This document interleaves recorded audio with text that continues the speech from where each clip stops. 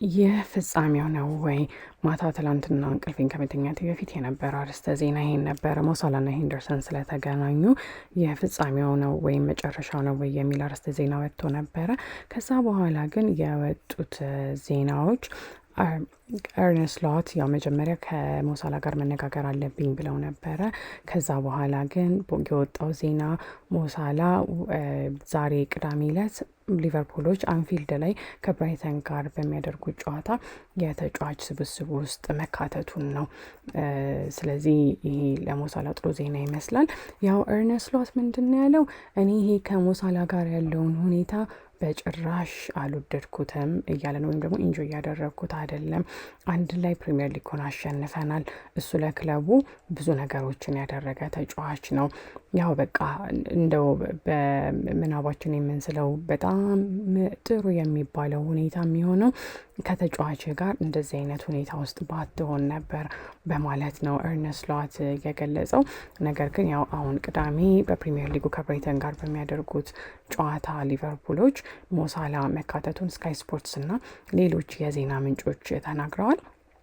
ስለዚህ ምንድን ያለው ያው ይሄ ያለውበትን ሁኔታ አልወደድኩትም። ያ ቢሆንም ግን ለክለቡን እና ለቡድኔ ጥሩ የሆነውን ነገር በማሰብ ላይናፑን ወይም ደግሞ የአሰላለፉን ማስተካከል አለብኝ ያለው እንደኔ ሀሳብ በማለት ነው የተናገረው። ስለዚህ ያው ሞሳላ ከሊቨርፑል ከኢንተር ሚላን ጋር በነበራቸው ጨዋታ አብሯቸው ወደ ጣሊያን አልሄደም ነበረ። ሮብ ዕለት ወይ ማክሰኞ ዕለት አልነበር የሚተጫወቱት። ከዛ በኋላ በዞቦስ ላይ ጎል 1-0 ያሸነፉ ጊዜ ከዛ ያው በተመሳሳይ ሰዓት ኢስፔን ሊያስታውሰን የፈለገው ምንድን ነው ሞሳላና አሌክሳንደር ኢሳቅ ባለፈው የፕሪሚየር ሊግ የውድድር አመት የፕሪሚየር ሊጉ ከፍተኛ ጎል አግቢ እንደነበሩ ነው። ሞሳላ 29 ጎሎችን አስቆጥሯል። 9 የፍጹም ቅጣት ምት ጎሎች ነበሩ። አሌክሳንደር ኢሳቅ ደግሞ 23 ጎሎችን አስቆጥሯል። 4ቱ ፍጹም ቅጣት ምቶች እንደነበሩ ነው ለመግለጽ የሞከሩት። ስለዚህ ያው ከዛ በተጨማሪ ሞሳላ ወደ ቡድን ወይም ወደ ስኳዱ መካተቱን ከመግለጹ በፊት ኤርነስት ሎት አንተ ነው እያልኩኝ ያሉት በአንተን ቀጥልሽ እንደዛ ከማለቱ በፊት ያው ሞሳላን አናግረዋለሁኝ እና ውጤቱም ከዛ ንግግር በኋላ በሚመጣው ነገር የሚወሰን ይሆናል እያለ ነው። እንደዛ በማለት ተናግሯል ማለት ነው። ስለዚህ ኤርነስት ሎት ከዛ በተጨማሪ ተናግሮ የነበረው ነገር ምንድን ነው?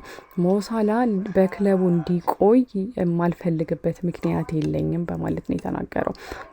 ስለዚህ ያው ዋናው እሱ ነው። ከዛ በተጨማሪ ግን አርብ ዕለት በለንደን የቀድሞ የሊቨርፑል ተጫዋች ጆርዳን ሄንደርሰን እና ሞሳላ አንድ ላይ ተገናኝተው ነበረ። ስለዚህ ምን እያወሩ ይሆን የሚሉ የተለያዩ የዜና ምንጮች ስለ እነሱ ግንኙነት ሲያወሩ ነበረ። ሐሙስ ዕለት ፖል ሜርሰን የስካይ ስፖርት የስፖርት ተንታኙ በማለት ነው የገለጸው። አንደኛ እሱ ያው በቃ ሰው ነው ይሰማል በማለት ተናግሯል። ከዛ በተጨማሪ ግን የክለቡ ሌጀንድ ነው፣ የክለቡ ጀግና ነው።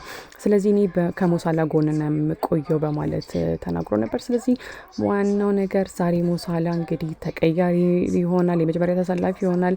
በዛሬው ጨዋታ አብረን የምንመለከተው ነገር ነው የሚሆነው ሊቨርፑሎች ብራይተንን በአንፊልድ ሲያስተናግዱ